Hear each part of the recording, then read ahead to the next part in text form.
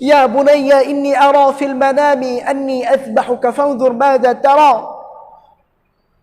ও আমার প্রিয় সন্তান, আমি স্বপ্ন যুগে দেখেছি আমার মালিক আমাকে, তোমাকে, আমার প্রিয় সন্তান, তোমাকে জবাই করার জন্য, তোমাকে আল্লাহর রাহে কুরবানি করার জন্য আদেশ করেছে। ও আমার প্রিয় সন্তান, কলিজার টুকরা, নয়নমণি, এখন তুমি কি বলো? বলো, আমি আল্লাহর রাস্তায় তোমাকে কুরবানি করতে চাই, তোমার কি মত? তুমি বলো। কেঁদে কেঁদে ইব্রাহিম আলাইহিস সালাম সন্তানের কাছ থেকে পরামর্শ চায়। বাপকে বেটা, পিতার মতো সন্তান, কুরবানি। কুরবানির কথা যদি আমরা শুনি তাহলেই আমাদের দিনের মধ্যে, আমাদের জেহেনের মধ্যে এটা গেঁথে যায় যে কুরবানি মানেই হচ্ছে ত্যাগ করা, ত্যাগ করা, কোনো কিছু কুরবানি করা, কোনো কিছু ছেড়ে দেওয়া। কুরবানির দিন, ঈদুল আজহার দিন আমরা মালের কুরবানি করি, পশুকে জবাই করার মাধ্যমে মালের কুরবানি করে থাকি। আর মালের কুরবানির মানেই হচ্ছে মনের কুরবানি করা। কারণ এখন একটা পশু যদি ক্রয় করতে যাই তাহলে বিশাল মোটা অঙ্কের একটা টাকার প্রয়োজন হয়। বলে মোটা অঙ্কের টাকা ছাড়া পশুকে কুরবানি করবেন, এটা অসম্ভব। একটা পশু যদি ক্রয় করতে চায় তাহলে 1 থেকে 1.5 লাখ টাকা, 2 লাখ টাকা, 4 লাখ টাকা, ঊর্ধ্বের কোনো সীমা নাই, অনেক টাকা লেগে যায়। কিন্তু সর্বনিম্ন যদি একটা গরু কুরবানি করতে যায় তাহলে 1 লাখ টাকার মতো লেগে যায়। অতএব বিশাল একটা টাকা। বলে এই টাকার যে মায়া, এই টাকার যে মোহাব্বত, এই টাকার মোহাব্বতকে ছেড়ে দিয়ে একমাত্র মালিককে খুশি করার জন্য, একমাত্র আল্লাহ তাআলাকে খুশি করার জন্য, মালিকের রিজওয়াটা পাওয়ার জন্য কুরবানি করা। অন্যথায় শুধু পশুকে কুরবানি করলেই, পশুকে জবাই করলেই, পশুর রক্তকে প্রবাহিত করলেই, পশুর গোশতকে ভক্ষণ করলেই, পশুর মাংসকে ভক্ষণ করলেই কুরবানিটা গ্রহণযোগ্য হবে না, কোনো ফায়দা আসবে না, এর মধ্যে কোনো উপকার আসবে না। এ সম্পর্কে আল্লাহ তাআলা নিজেই সূরাতুল হাজের 37 নম্বর আয়াতে আল্লাহ তাআলা বলেন, লা ইয়ানালুল্লাহা লুহুমুহা ওয়ালা দিমাউহা। আল্লাহ তাআলার নিকট না কুরবানির পশু মাংসটা পৌঁছবে, না তার গোশত পৌঁছাবে, না তার হাড্ডি পৌঁছাবে, না তার রক্ত পৌঁছাবে, বরং আল্লাহ তাআলার কাছে তো পৌঁছাবে। আল্লাহ তাআলার কাছে যেটা পৌঁছবে সেটা হচ্ছে তোমাদের তাকওয়া, তোমাদের পরহেজগারিতা পৌঁছাবে, তোমাদের আন্তরিকতা, তোমাদের মনের ইখলাস, তোমাদের নিয়ত। তোমাদের কুরবানিটা কেন হচ্ছে? কুরবানিটা কি মালিকের রিদার জন্য হচ্ছে, নাকি রিয়া আন্নাস, ইরা আন্নাস, মানুষকে দেখাবে, এটা কি তোমাদের লক্ষ্য? তুমি বিশাল বড় একটি গরু, তুমি বিশাল বড় একটি গরু কুরবানি করবে, মানুষ তোমার গরুর দিকে লক্ষ্য করে বলবে এটা অমুকের গরু, সে লাখ টাকা দিয়ে গরুকে ক্রয় করে কুরবানি করতেছে। অমুকে বলবে সে এত বড় গরু কুরবানি দিচ্ছে, এলাকার মধ্যে সবচেয়ে বড় গরুটি সে কুরবানি দিচ্ছে, তোমরা কি এর জন্য কুরবানি দাও? বলে এরকম যদি তোমাদের নিয়ত থাকে, ইখলাসের নিয়ত না থাকে, শুধু নিয়তটা যদি আল্লাহ তাআলার জন্য না হয়, আল্লাহ তাআলাকে খুশি করার জন্য না হয়, আল্লাহ তাআলাকে পাওয়ার জন্য, আল্লাহ তাআলার মাহবুবতাকে হাসিল করার জন্য, আল্লাহর ভালোবাসাকে পাওয়ার জন্য যদি তোমাদের কুরবানি না হয়, বলে সে কুরবানি কোনো ধরনের ফায়দা হবে না। এই কুরবানির ইতিহাসের শুরু লগ্ন যদি আমরা লক্ষ্য করি তাহলে দেখতে পারবো আল্লাহ তাআলা সূরাতুল হাজের 34 নম্বর আয়াতে আল্লাহ তাআলা বলেন, ওয়ালিকুল্লি উম্মাতিন জাআলনা মানসাকান। আমি প্রতিটি উম্মতের জন্য, প্রতিটি জাতির জন্য, কওমে ঈসা, কওমে মূসা, কওমে ইব্রাহিম, কওমে ইয়াকুব, কওমে দাউদ, প্রত্যেকটা নবীর কওমের জন্য আমি কুরবানি বিধান দিয়েছি। আমি প্রত্যেকটা কওমের জন্যই কুরবানির বিধান প্রদান করেছি। আল্লাহ তাআলা বলেন, লিয়াযকুরু ইসমাল্লাহি আলা মা রাযাকাহুম মিন বাহিমাতিল আনআম, যাতে করে তারা কুরবানির পশুর উপর, তাদের পালিত চতুষ্পদ জন্তুর উপর মালিকের নামকে স্মরণ করতে পারে এবং সেই জবাইকৃত পশুটাকে তাদের জন্য খাদ্যস্বরূপ বানিয়ে দিলাম। প্রিয় বন্ধুগণ, কুরবানির মূল ইতিহাসের দিকে যদি আমরা লক্ষ্য করি তাহলে আমরা আরো দেখতে পারবো যে কুরবানির ইতিহাস হলো হযরত ইব্রাহিম এবং প্রিয় সন্তান, কলিজার টুকরা সন্তান ইসমাঈল আলাইহিস সালাম এর মাধ্যমে। কুরবানি শুরু হয়েছে ইব্রাহিম ইসমাঈলের ত্যাগ তিতিক্ষার মাধ্যমে, তাদের কুরবানির মাধ্যমে, তাদের মনের কুরবানির মাধ্যমে, তাদের সবচেয়ে বড় কুরবানি। আর ভাই, এর চেয়ে বড় কুরবানি আর কি হতে পারে? বাবা তার সন্তানকে জবাই করবে আল্লাহর জন্য, এর চেয়ে বড় কি হতে পারে? শুধু এমনটা নয়, আরো আছে। কেমন? হযরত ইব্রাহিম আলাইহিস সালাম তো অনেক পরীক্ষা দিয়েছে আল্লাহ তাআলার কাছে, আল্লাহর কাছে অনেকবার পরীক্ষা দিয়েছে। তার পরীক্ষার কথা যদি বলতে যাই, ভাই কলিজা ছিঁড়ে যাবে, অশ্রুসিক্ত হয়ে যাবে, এই চোখ দিয়ে পানি আসবে। বলে সে এক হিন্দুর ঘরে জন্মগ্রহণ করেছে, বাবার নাম ছিল আজার, বাবা মূর্তিকে বানাতো। ইব্রাহিম আলাইহিস সালাম যখন বুঝমান হলেন, বাবাকে বিভিন্ন প্রশ্ন করতেন। যখন যৌবনত্ব আসলো তখন তিনি লা ইলাহা ইল্লাল্লাহ এর দাওয়াত প্রদান করতে লাগলেন, মানুষকে আল্লাহ তাআলার পরিচয় জানাতে লাগলেন। যার কারণে পিতার সাথে তার বারবার দ্বন্দ্ব হয়। পিতাকে বলে, পিতা, ও আমার বাবা, তুমি মূর্তিকে নিজেই বানাও, নিজেই তৈরি করো, নিজেই বানাচ্ছ, নিজেই রং করতেছ, আবার নিজেই বলো সেটা আমার প্রতিপালক, হুয়া রব্বি ওয়া ইউরাব্বিবুনি, সে আমাকে প্রতিপালন করে। কাইফা ইউমকিনু হাযা ইয়া আবি, ও আমার বাবা, এটা কিভাবে সম্ভব? তুমি তো তাকে নিজেই বানাচ্ছ, তুমি তোমার নিজের হাত দ্বারা তাকে বানাও, তাকে রং করো, অথবা তুমি বলো সে আমার প্রতিপালক, সে আমাকে পারে।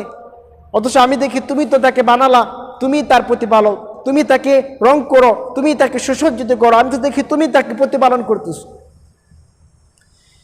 এ নিয়ে পিতার সাথে বড় দ্বন্দ্ব। এক পর্যায়ে পিতা রাগান্বিত হয়ে তাকে ঘর থেকে বের করে দেয়। আল্লাহর জন্য কোরবানি দিলেন, যে নিজের ঘর থেকে নিজের পিতামাতা তাকে ত্যায্য পুত্র করলো, নিজের ঘর থেকে বের করে দিল। তিনি সমাজকে ডাকতে লাগলেন, রাষ্ট্রকে ডাকতে লাগলেন আল্লাহর জন্য, আল্লাহকে চিনাতে লাগলেন, আল্লাহ তারিফাত, আল্লাহ তাআলার পরিচয় প্রত্যেকটা ব্যক্তির কাছে গিয়ে সে পৌঁছাতে লাগলো। এক পর্যায়ে বাদশাহ তাকে রাষ্ট্র থেকে বের করে দিল, এক পর্যায়ে তাকে আগুনে নিক্ষেপ করা হলো। আল্লাহু আকবার, আল্লাহু আকবার। ইব্রাহিম আলাইহিস সালাম এর কোনো সন্তান ছিল না। তিনি প্রতিনিয়ত আল্লাহর কাছে কাঁদতেন, রব্বানা হাব লানা মিন আজওয়াজিনা ওয়া মিন যুররিয়াতিনা কুররাতা আ'ইনি ওয়াজআলনা লিল মুত্তাকিনা ইমামা।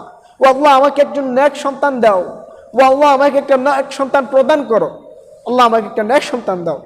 এ নিয়ে ইব্রাহিম আলাইহিস সালাম বারবার কাঁদতেন, আল্লাহর কাছে বারবার কাঁদতেন।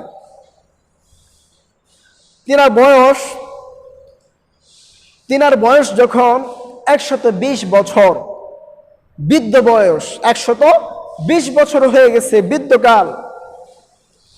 স্ত্রী হাজেরা এর বয়স হলো 99 বছর। আল্লাহ তাআলা এই বৃদ্ধ বয়সে ইব্রাহিম আলাইহিস সালামকে একটি সন্তান দিলেন। সন্তানের নামকরণ করা হলো ইসমাঈল রূপে।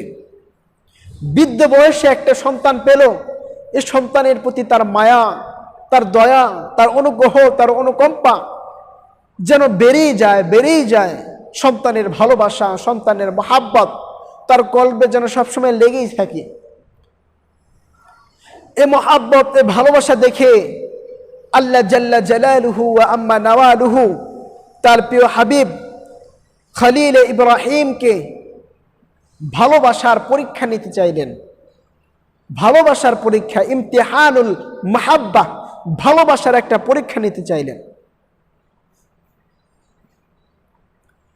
ইব্রাহিম আলাইহিস সালাম ঘুমায়, রাত্রিবেলা ঘুমায়, স্বপ্নের মধ্যে দেখতে পারে যে তার মালিক তাকে বলে ইযবাহু মা মাহবুবুন ইলাইকা, ও হে ইব্রাহিম, তোমার নিকট যে জিনিসটা সবচেয়ে প্রিয়, যেটা সবচেয়ে গ্রহণযোগ্য, যেটাকে তুমি সবচেয়ে ভালোবাসো, ওই জিনিসটা আমার রাহে, আমার রাস্তায় তুমি কুরবানি করো।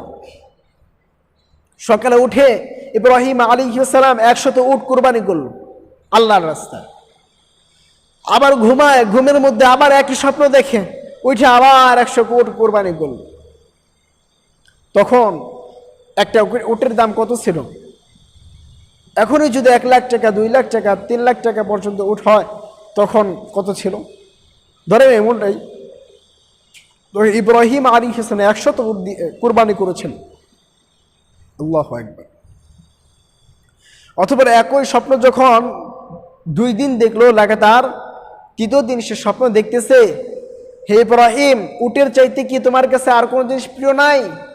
ঘুম থেকে জাগ্রত উঠেছে, চিন্তা করতে লাগলো, আরে আমার কাছে তো পৃথিবীর মধ্যে আসমানের নিচে, জমিনের উপর সবচেয়ে প্রিয় বস্তু তো আমার প্রিয় সন্তান ইসমাঈল।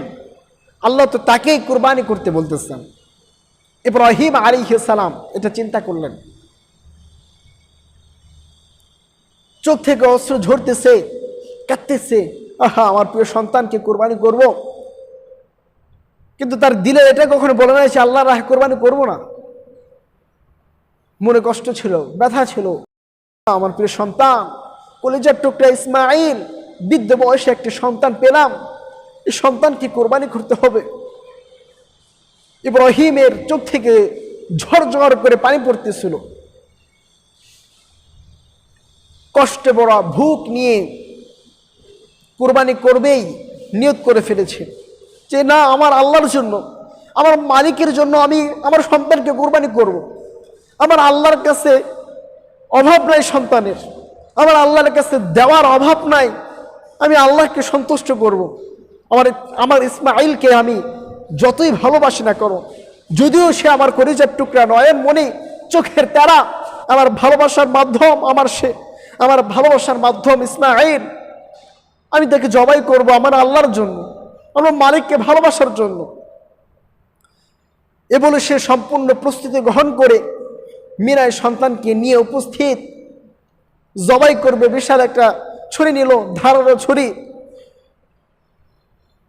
জবাই তো সে করবেই করবে। জবাই করার পূর্বে সন্তানকে জিজ্ঞেস করে, ও আমার প্রিয় সন্তান, কলিজার টুকরা, নয়নমণি, আমার আল্লাহর কাছ থেকে আমি একটা আদেশ পেয়েছি। সন্তান সঙ্গে সঙ্গে বলে উঠল, ইয়া আবাতি ফাআল মা তু'মার সাতাজিদুনি ইনশাআল্লাহু মিনাস সাবিরিন। ও আমার কলিজার টুকরা বাবা, তুমি এত কেন চিন্তা করো, তুমি এত কেন ভাবো? আর তোমার পক্ষ থেকে, আল্লাহ তাআলার পক্ষ থেকে তোমার জন্য যে আদেশ এসেছে, তোমার জন্য যে নির্দেশ এসেছে, তোমার জন্য যে হুকুম এসেছে, আমার মালিককে সন্তুষ্ট করার জন্য, আল্লাহকে সন্তুষ্ট করার জন্য, তোমার মালিককে সন্তুষ্ট করার জন্য তুমি যে ফয়সালা করেছ, সেই ফয়সালাই থাকবে। তুমি তার জন্য, তোমার মালিককে সন্তুষ্ট করার জন্য, আল্লাহকে সন্তুষ্ট করার জন্য তুমি তার রাহে আমাকে কুরবানি করো। অন্য এক রিয়াতের মধ্যে আছে, ভাই, সন্তান বলে, ও আমার বাবা,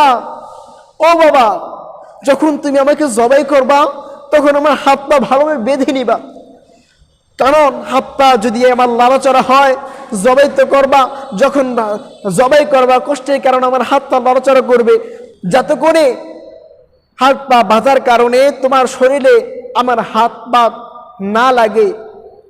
যদি লাগে তাহলে তো বেয়াদবি হবে। বাবা, তুমি আমার হাত পাকে ভালোভাবে বেঁধে নিও, জবাই করার আগে ছুরিটাকে ভালোভাবে ধার করে নিও, যাতে করে যখন জবাই করবা সঙ্গে সঙ্গে আমার রক্তটা কেটে যায়, আমাকে জবাই করতে তোমার সহজ হয়। এই বলে ইসমাঈল জমিনে শুয়ে পড়ল। বাবা তাকে বেঁধে ধারালো ছুরি দিয়ে জবাই করতে লাগলেন। আল্লাহু আকবার। চোখকে বেঁধে, বাবা তার চোখকে বেঁধে কলিজার টুকরা নয়ন মণিকে জবাই করবে, দেখতে পারবে না, নিজের সন্তানকে মাটিতে রেখে জবাই করবে, এটা বাবার সহ্য হয় না। এই জন্য বাবা চোখকে বেঁধে তারপর ছুরি চালায়। আল্লাহু আকবার, আল্লাহু আকবার। চোখ দিয়ে পানি পড়তেছে, টকটকে পানি পড়ে আল্লাহকে সন্তুষ্ট করার জন্য। দেখেন ভাই, দেখেন প্রিয় বন্ধুগণ, তবু ইব্রাহিম আলাইহিস সালামের ছুরি যেন থামে না। ধারালো ছুরি সন্তানের গলায় ধরে চালিয়ে দিল। আল্লাহু আকবার। সঙ্গে সঙ্গে আল্লাহ তাআলা আরশ কেঁপে যায়। আল্লাহ তাআলা চিৎকার দিয়ে বলেন, ওহে ইব্রাহিম, সঙ্গে সঙ্গে তুমি জান্নাত থেকে দুম্বা নিয়ে যাও ইব্রাহিমের কাছে, সঙ্গে সঙ্গে যাও, না হলে ইসমাঈল জবাই হয়ে যাবে। ইব্রাহিম আলাইহিস সালাম জবাই তো করেই ফেলেছে। জবাই করে চোখকে খুলে, চোখের বাঁধনকে খুলে দেখে যে পাশেই ইসমাঈল দাঁড়িয়ে আছে, জান্নাত থেকে একটা দুম্বা জবাই হয়ে গেছে। আল্লাহু আকবার, আল্লাহু আকবার। জান্নাতি দুম্বা জবাই হয়ে গেছে, পাশে ইসমাঈল দাঁড়ানো। আসমান থেকে ঘোষিত হচ্ছে, ওয়া ইব্রাহিম ক্বাদ সাদ্দাকতা রুইয়া ইন্না কাযালিকা নাজজিল মুহসিনিন। সুসংবাদ আসে, ও ইব্রাহিম, ও ইব্রাহিম, ও আমার বান্দা ইব্রাহিম, খলিল ইব্রাহিম, তোমাকে যে স্বপ্ন প্রদান করা হয়েছিল তুমি সেটা অবশ্যই বাস্তবায়ন করেছ। তোমাকে যে পরীক্ষা দেওয়া হয়েছিল তুমি অবশ্যই সে পরীক্ষার মধ্যে উত্তীর্ণ হয়েছ, তুমি সফল হয়েছ। আল্লাহু আকবার। এ হলো ভাই কুরবানির সংক্ষিপ্ত ইতিহাস। দেখেন কত মর্মান্তিক ইতিহাস। কুরবানি এমনি এমনি না ভাই, কুরবানি সবচেয়ে প্রিয় বস্তুর মাধ্যমে। আল্লাহ তাআলা চান নাই যে সন্তানকে কুরবানি করবে। যদি কুরবানি করতে চাইতেন তাহলে ইসমাঈল কুরবানি হয়ে যেত, কিন্তু আল্লাহ তাআলা দেখতে চাইছেন মনের পরীক্ষা, মনের কুরবানি। যে আমার জন্য আমার বান্দা ইব্রাহিম, আমার জন্য আমার খলিল ইব্রাহিম, সে তার প্রিয় বস্তু, তার প্রিয় ব্যক্তি, তার প্রিয় কলিজার টুকরা নয়নমণি, চোখের তারা সন্তানকে জবাই করতে পারবে কিনা। সে পেরেছে। জাতির পিতা ইব্রাহিম আলাইহিস সালাম, আমাদের পিতা, তিনি পেরেছেন। তাকে অন্যান্য অনেক পরীক্ষা দেওয়া হয়েছে, প্রত্যেকটা পরীক্ষায় সে সফল হয়েছে। আল্লাহু আকবার। এই জন্য ভাই কুরবানি হলে মনের কুরবানি। এই কুরবানির মাধ্যমে আল্লাহ তাআলা মনের কুরবানি নিতে চেয়েছেন।